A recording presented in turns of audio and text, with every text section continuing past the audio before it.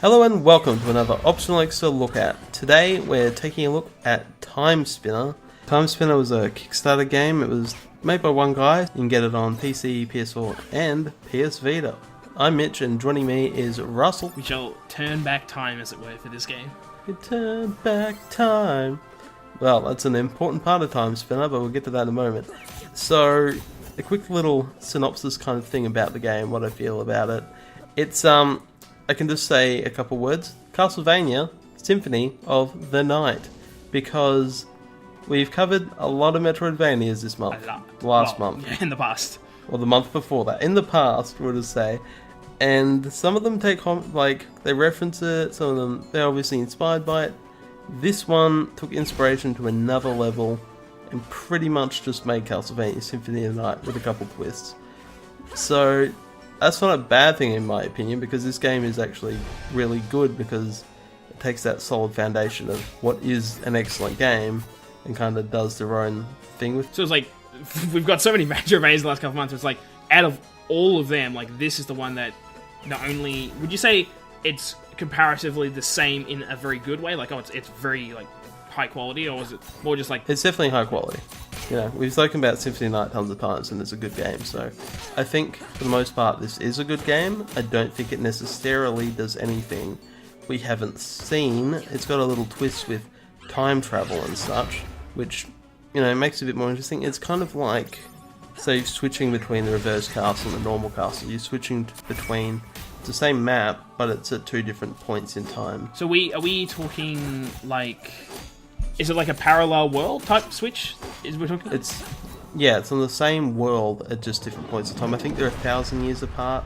Is how the story goes. But the setup is you're from this tribe on this planet who has this person who looks after. They're a time messenger, Right. Which sounds like the messenger. Very much so, yeah. But they look after the time spinner, which is a thing that allows them to travel in time, but the baddies rock up, they kill her mother, and she's sent forward in time. No, not forward in time, she's sent to another world. So she's not killed, she's just transported to another thing, and then I guess the quest is to get her back?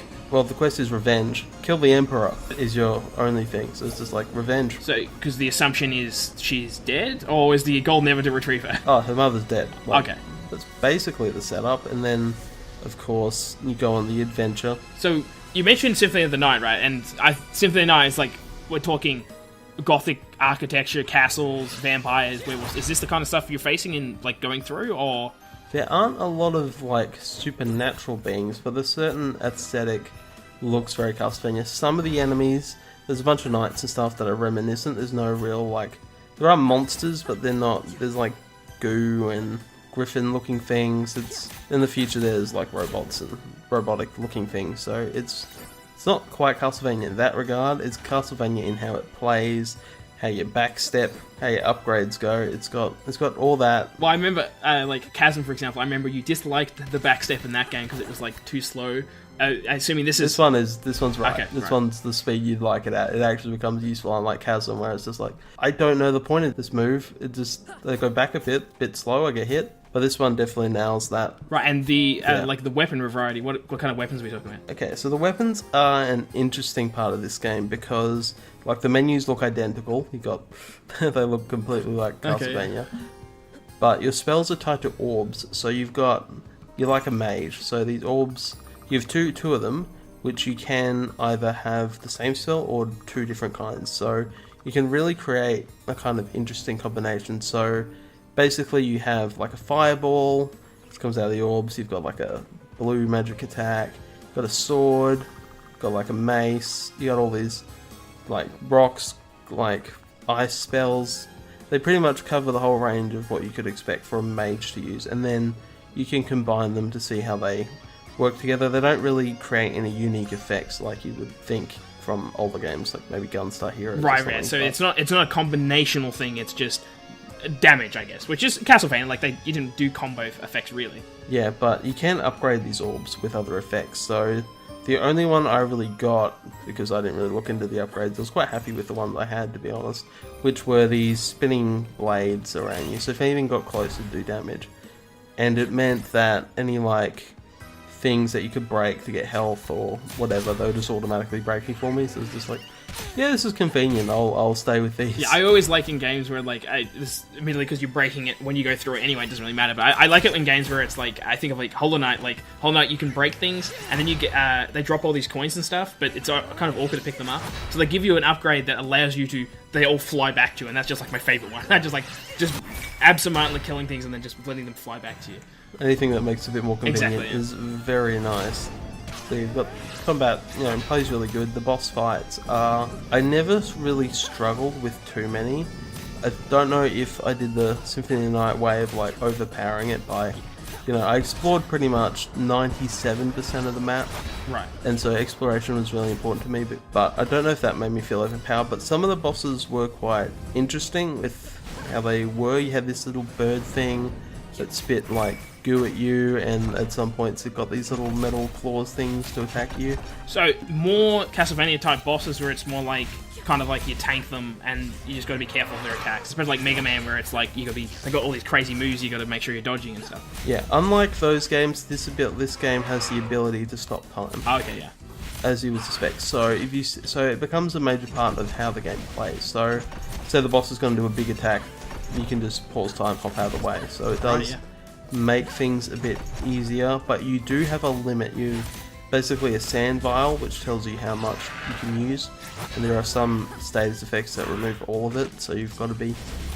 They use it in a very interesting way some of the time, and how you explore the map is very tied to that too, because when you pause time, the enemies become rock solid in place. So say there's a high thing you want to get to, you can now jump on that and jump up. Okay, yeah, platforming stuff then with the stopping them. Interesting. Yeah, so they combine that in a really interesting way. When you're saying all these time stopping, I'm immediately thinking Prince of Persia: Sands of Time. Can you, like, if you get hurt, can you rewind time to stop that from happening? Oh no. There's no time rewinding, okay, no. So it's... You're not quite the Prince of Persia. So it's purely stopping time, and I guess you mentioned for the times when you can like transfer time periods. Is that only in certain locations? Is that how it works? That's only certain locations, so it's like a warp room. Basically, you find them in the entrance to areas, which allows you to teleport everywhere.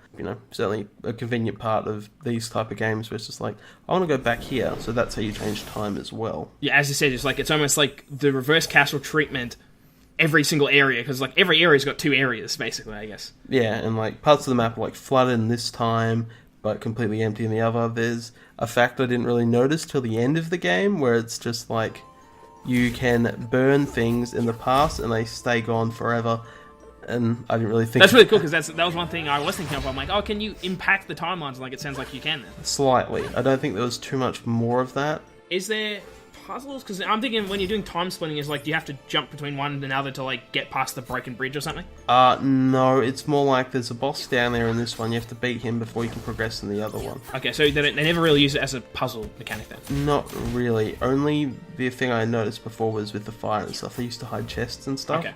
I didn't know how to get around it in the future, and I didn't even think about it. I'm just like, yeah, I must get an ability, but never got an ability. I just had the spell to do it, which I don't think they went in depth enough, like I wish they had, with that ability. Yeah, because like Guacamelee, for example, has the transition between the dead world and the world of the living, and that very much plays into the platform where it's like, all right, you got to quickly transition because this bridge is only here in the world of the dead, and this world's not there, and that kind of thing. And it sounds like it doesn't quite go really far enough.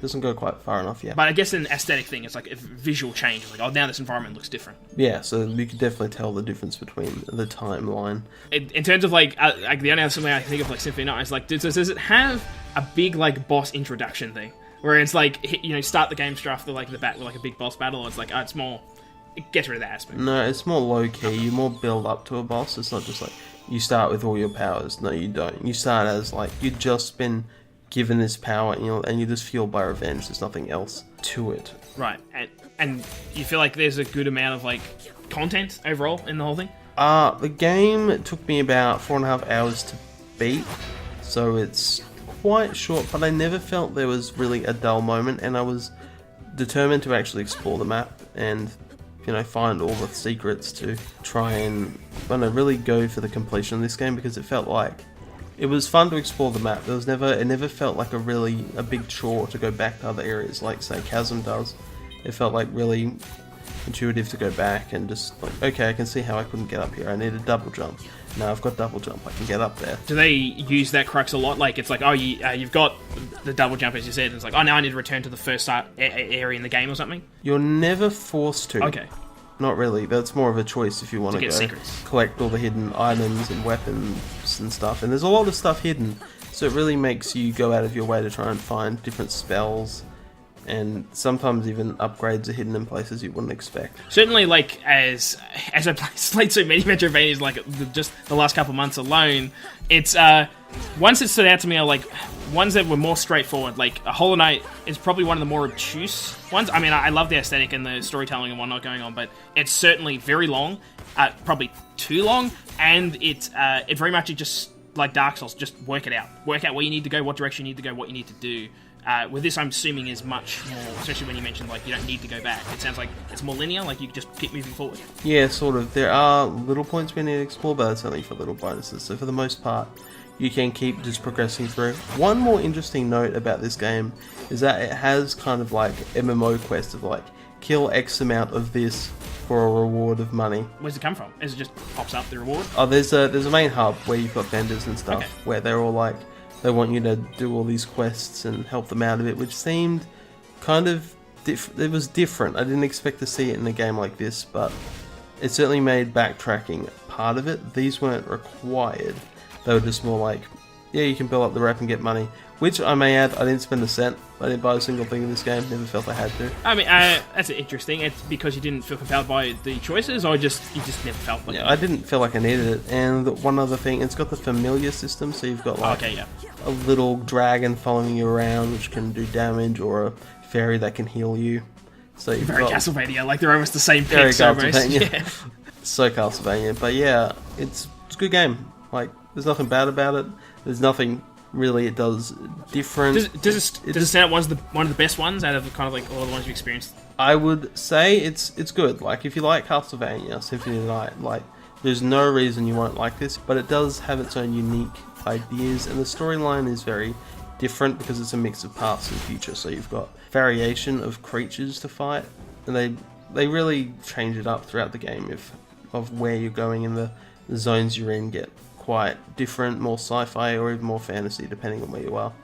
Yeah, I mean, it sounds like it's got enough unique aspects for it to stand out, and it seems like it's been executed really well. So, overall, and it's short, so it's like I'm assuming the cost is also probably not excessively high. So overall, yeah, $20, you know, pretty normal. So it's like it's a short, sweet adventure that's all kind of comes together in a fun way.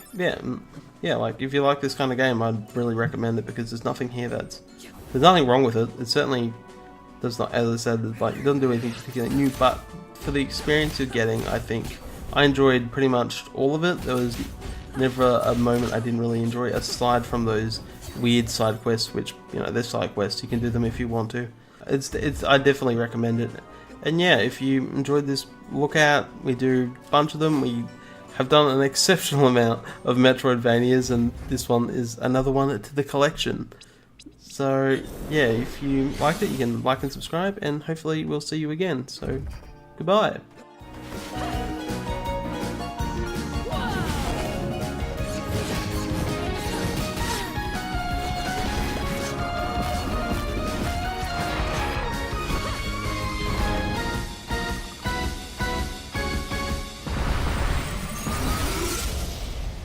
No one will stop me.